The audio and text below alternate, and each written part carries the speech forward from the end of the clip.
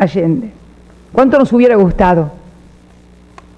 ¿Cuánto nos hubiera gustado que tantos discursos condenando a dictadores, genocidas, hubieran podido estar en aquella época?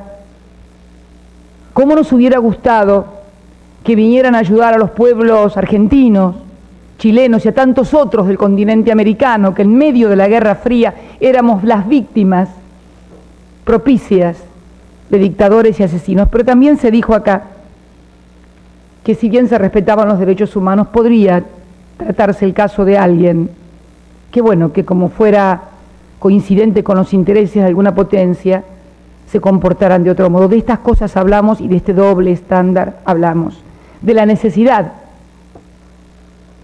de acabar con este doble estándar y que las resoluciones, que las decisiones de este organismo multilateral como es Naciones Unidas se cumplan a rajatabla para débiles y para fuertes, para grandes y para pequeños. Lo estamos esperando nosotros, por ejemplo, desde 1965, cuando el plenario de la resolución y muchísimas otras resoluciones posteriores de esta Asamblea y del Comité de Descolonización obligan a ambos países, a la República Argentina y al Reino Unido, a sentarse a dialogar, diálogo, otra palabra que he escuchado recurrentemente en todos los discursos, a dialogar porque hay una controversia de soberanía sobre el territorio malvinense. Sin embargo, caso omiso absoluto por parte del Reino Unido,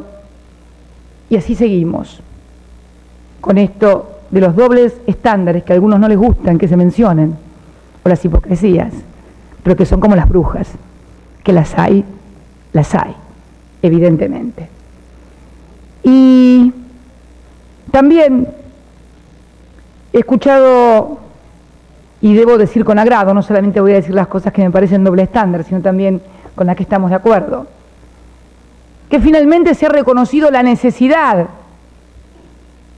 como base esencial para lograr comenzar a desatar ese nudo gordiano que es la cuestión de Medio Oriente, la necesidad del reconocimiento del Estado de Palestina y el derecho del Estado de Israel también a vivir dentro de sus fronteras en forma segura. Es más, creo que con mucho acierto se ha dicho que es imposible lograr seguridad para el Estado de Israel si no se reconoce también la existencia y se viabiliza físicamente la existencia del Estado palestino. No podemos menos que coincidir con esta caracterización. También he escuchado al nuevo presidente de la República Islámica de Irán y he escuchado los comentarios que las grandes potencias han hecho sobre este cambio de gobierno. Me pareció entender, si no he escuchado mal, que hay una suerte de nueva expectativa de cambio frente a la renovación de las autoridades de la República Islámica de Irán, que como ustedes saben, tenemos una diferencia producto de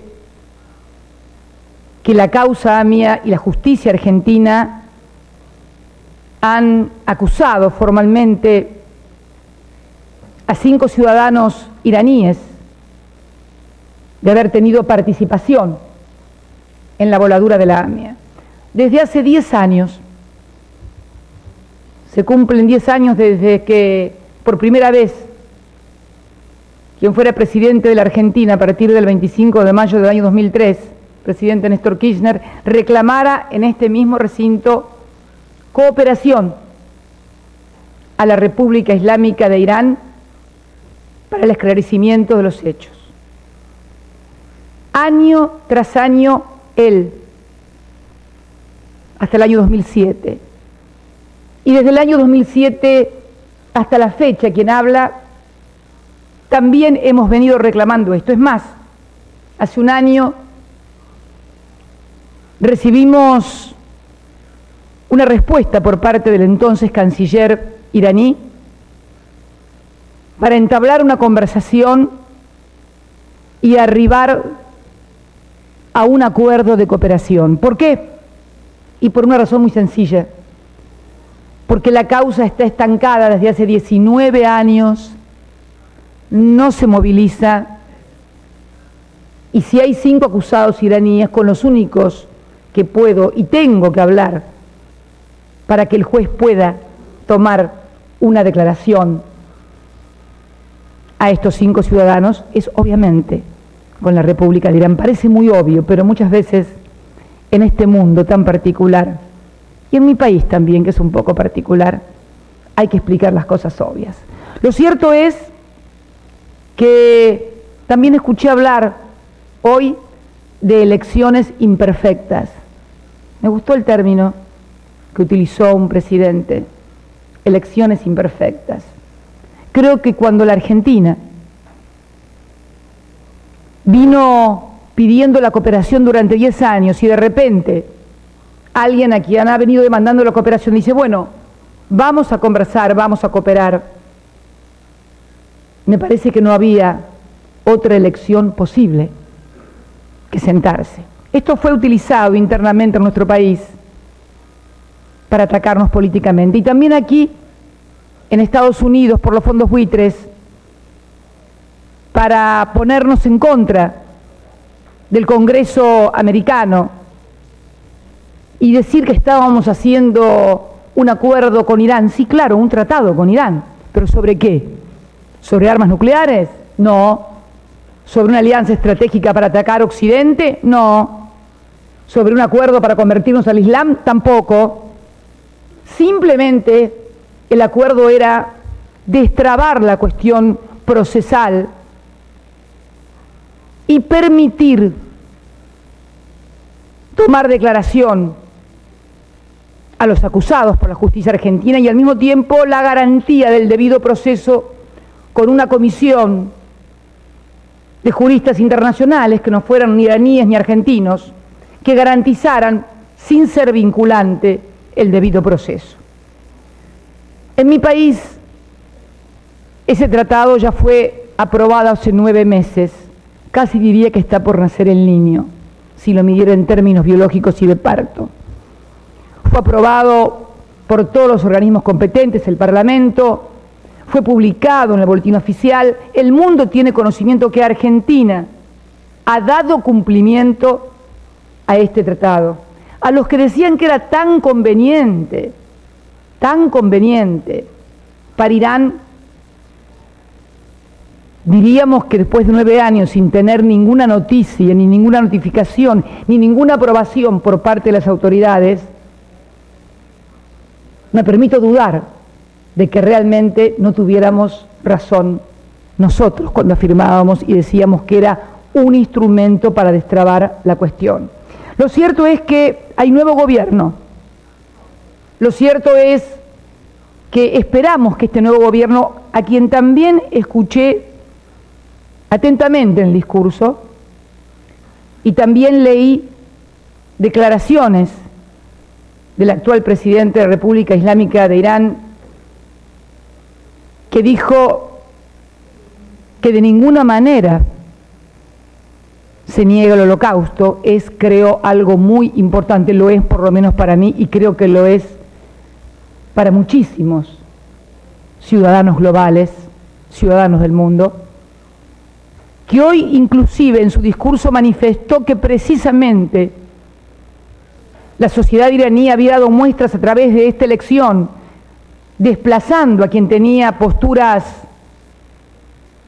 bueno, que todos hemos escuchado, no vale la pena repetirlas, por posturas más moderadas, una vocación, por lo menos lo que se dijo aquí, en este mismo lugar, con estos mismos micrófonos, una voluntad de acordar, de hablar, de estar abiertos, de ser una sociedad democrática, de paz y de buena voluntad. Bueno, el presidente de Francia mencionó el expediente nuclear como la cosa importante de Irán. Yo quiero mencionar el expediente AMIA como la otra gran cuestión.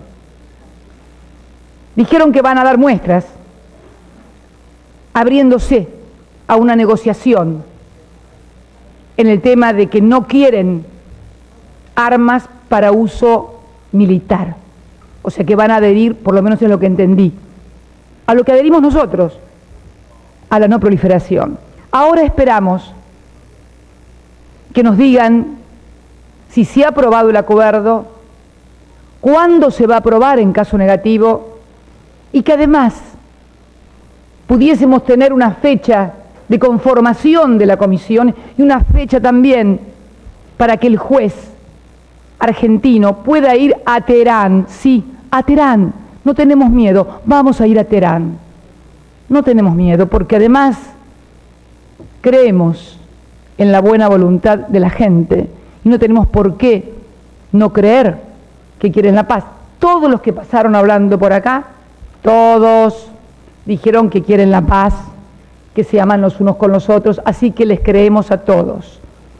Pero esperamos de todos acciones coincidentes entre lo que dijeron y con lo que vayan a hacer. Por eso dejo planteado este tema puntualmente, que no tengo dudas de ser ciertas las palabras que aquí se pronunciaron, vamos a tener respuesta positiva.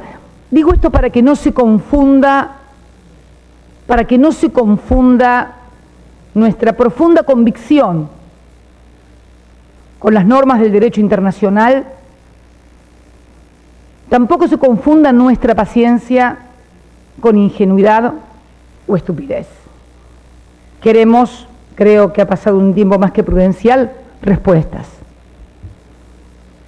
Lo merecen las víctimas y yo creo que lo merece la propia República Islámica de Irán, si es que realmente quiere demostrarle al mundo que hay un gobierno diferente y que hay acciones diferentes. Yo confío en que así sea, no tengo por qué no hacerlo. Con respecto a otras cuestiones que también me interesa plantear, estos serían, yo digo que nosotros somos cumplidores seriales de las normas del derecho internacional y somos también víctimas seriales de otras normas no escritas, pero que hoy tienen una gran importancia en el mundo de la economía y de las finanzas, normas no escritas por los grandes centros financieros, por las calificadoras de riesgo, por aquellos que especulan como los fondos buitres con aquellos países que como la Argentina defaultearon su deuda ya por el año 2001, sumiendo, se habló también en este recinto de pobreza, se habló de la necesidad de que los chicos y las niñas tengan educación.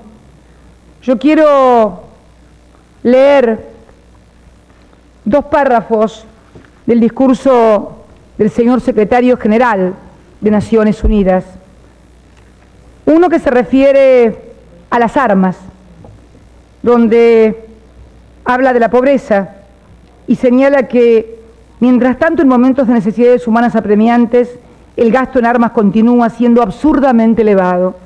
Corrijamos nuestras prioridades e invirtamos en la gente en lugar de desperdiciar miles de millones en armas letales. La Argentina, aclaro, no produce armas químicas, ni siquiera vende armas convencionales. Sería interesante averiguar quién provee de armas a los grupos, esto lo dije en el G20, a los grupos rebeldes que enfrentan al gobierno de Siria, porque, bueno, va de lógico que el gobierno de Siria tiene las armas que tiene el Estado. Nos gustaría saber quiénes proveen las armas de los que enfrentan al gobierno sirio, y esto no significa en absoluto tomar parte por nadie, simplemente plantearnos cosas que son muy lógicas y que constituye hoy un verdadero negocio como es el negocio de las armas. Porque, Dios mío, hubo que esperar que murieran 1000 personas con armas químicas para descubrir que habían muerto 150.000. ¿Por qué no se decretó un embargo de armas hace 2 años para evitar que muriera tanta gente? Bueno, eso deberían contestarlo los que venden armas. Nosotros no los vendemos, Así que es una respuesta que realmente no podemos dar en este ámbito, aunque la imaginamos. Quiero leer también una parte muy importante donde el secretario general de Naciones Unidas hablaba de la situación económica.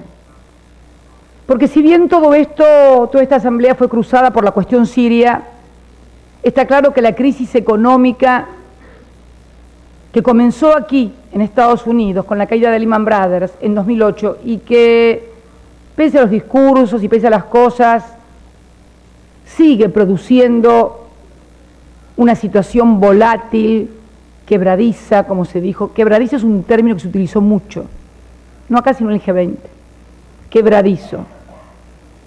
Vemos millones de desocupados en el mundo, similar situación a la que vivió Argentina en el año 2001 con el default de la deuda. Y a eso iba, a que somos víctimas seriales también de esas reglas no escritas, de los lobistas, de las calificadoras de riesgo, de los derivados financieros que siguen especulando como buitres sobre los países que caen en default, compran bonos a muy escaso precio y luego pretenden cobrar sumas millonarias. Esta es la historia de la Argentina, pero puede ser la historia de cualquier otro país en muy poco tiempo.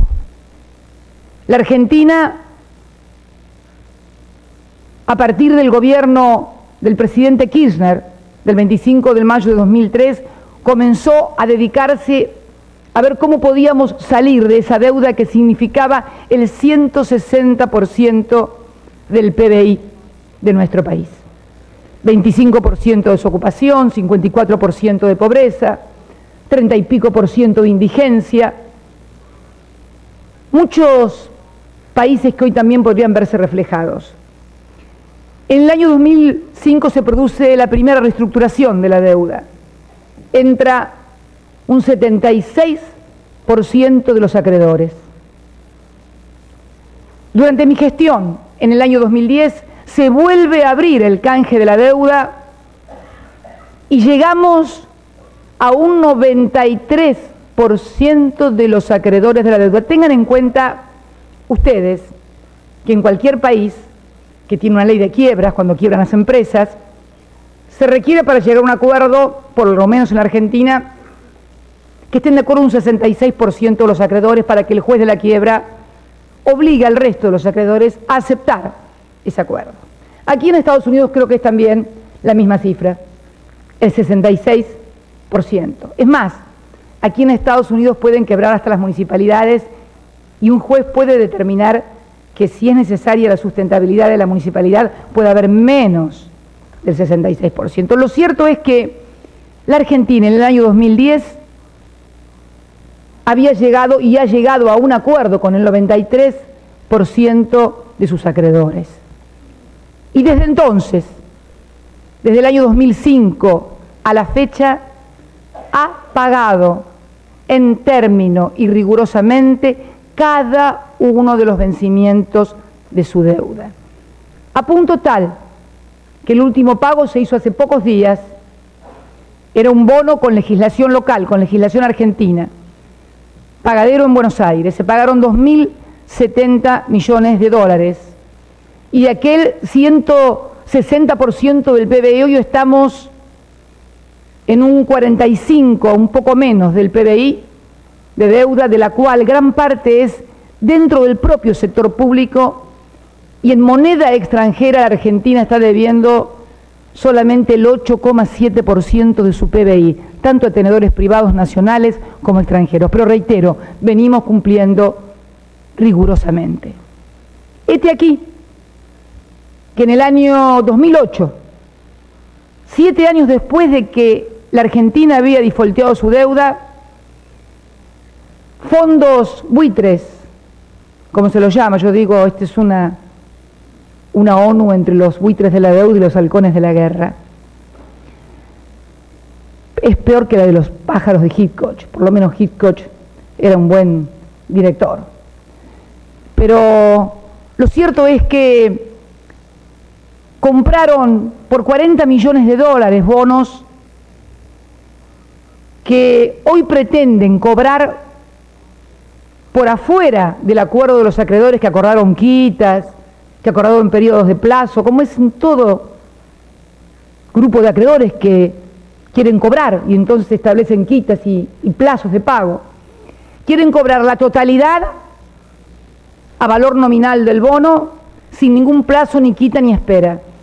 O sea, de 40 millones de dólares que los compraron en estos benditos mercados autorregulados, cobrar hoy 1.700 millones de dólares o más. Un rendimiento en dólares del año 2008 a la fecha que supera el 1.300%. Yo me pregunto y le pregunto al secretario general Ban Ki-moon, ¿dónde vamos a encontrar empresarios que se dediquen a crear empleos, a innovar, a invertir en producción, en generar trabajo, cuando en realidad, a partir de una suerte de economía casino, alguien compra 40 millones de dólares en bonos defaulteados y luego consigue una sentencia judicial que le dice que puede cobrar 1.300, 1.700 millones de dólares? Esto no es un problema de la Argentina. Esto es un problema del mundo. Por eso agradecemos también a la República de Francia el haberse presentado ante la Suprema Corte de Justicia de los Estados Unidos como amicus curiae.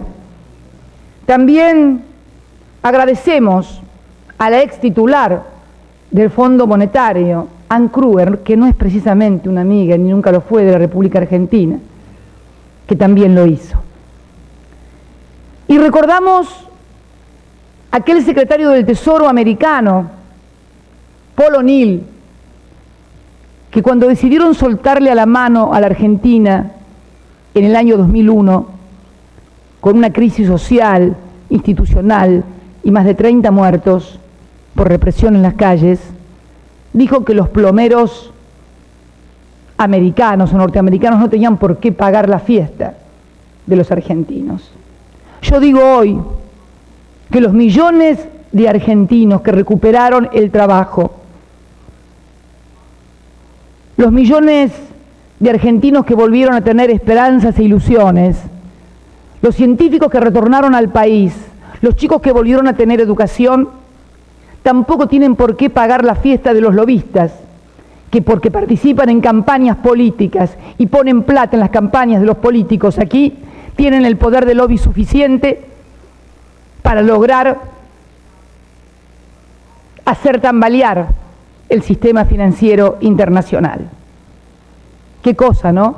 Y miren qué poco tiempo pasó entre aquella aseveración de Paul O'Neill y esto que estamos manifestando hoy. No estamos pidiendo nada, estamos pidiendo simplemente que nos dejen pagar. Qué cosa, ¿no?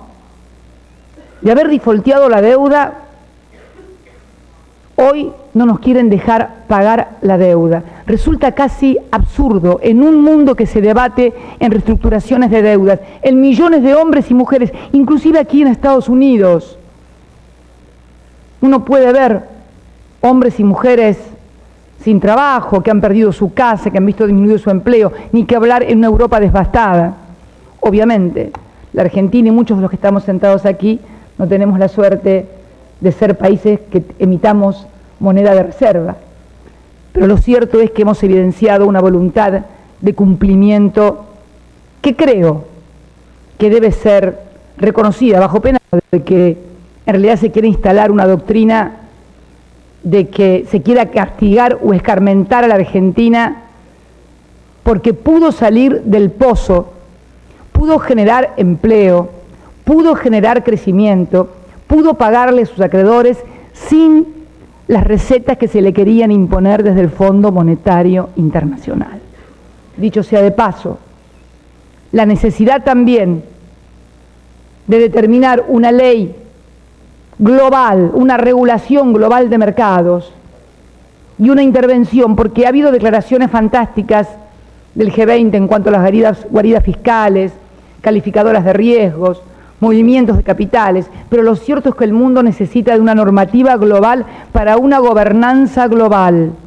De la misma manera que se pide respetar las resoluciones del Consejo de Seguridad, de la Asamblea de Naciones Unidas, pedimos también normativas y también el respeto a la soberanía de los países y fundamentalmente a los países que queremos cumplir. Yo quiero finalmente dirigirme a todos ustedes en este día tan particular en donde se entremezclan la guerra, las violaciones a los derechos humanos, con otras violaciones también a los derechos humanos, tal vez más sutiles, como la de perder el trabajo, perder los derechos, perder la vivienda, perder la esperanza. Creo que en definitiva nuestra obligación como dirigentes globales es construir una historia diferente en serio. Muchos de los que aquí pasaron tuvieron discursos un tanto ambivalentes, entre esperanzadores y entre desilusionados porque no habían podido hacer lo que querían, como si de repente hubiera sido algo así como un capricho, o querer hacer algo, no lo dejaron y se enojaron. Yo creo que lo único que uno no puede hacer cuando tiene la responsabilidad de conducir un país, y sobre todo cuando se tiene la posibilidad de conducir un país con mucho poder, es enojarse y mucho menos equivocarse. Esto es lo único que no podemos hacer, equivocarnos, porque los errores no lo pagan los dirigentes que toman las decisiones o hacen las elecciones imperfectas. Los errores se pagan en vidas humanas si son de la guerra, pero también en vidas humanas si son de la economía, en desocupación, en falta de salud, en falta de educación, en falta de vivienda, en inseguridad, en mano de obra barata para el narcotráfico que tanto decimos combatir. Una de las claves para combatir el narcotráfico es terminar con la mano de obra barata de los países emergentes y subdesarrollados. Y también terminar con el lavado de dinero del narcotráfico en los países centrales. Porque la verdad que el dinero del narcotráfico no se lava en los países que producen la materia prima. El dinero del narcotráfico se lava en los países centrales. Bueno es decirlo también, ya que tanto se habla del narcotráfico y se habla de tantas cosas. Voy a terminar con una frase que pronunció el señor secretario general de Naciones Unidas. Me gustó mucho, me pareció muy apropiada la convocatoria que realizaba y que era precisamente una convocatoria de convertir la esperanza en acción a través del trabajo duro, el compromiso, la habilidad y la integridad. Y finalizaba diciendo, con pasión. Yo soy una persona con mucha pasión. A veces dicen que me excedo en esto de la pasión y soy un poco fuerte en mis exposiciones.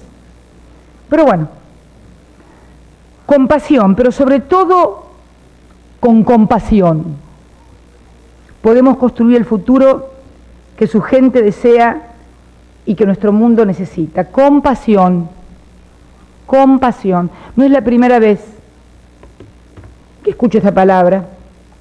Debo confesarles que la escuché hace muchos años en mi país con mucha frecuencia.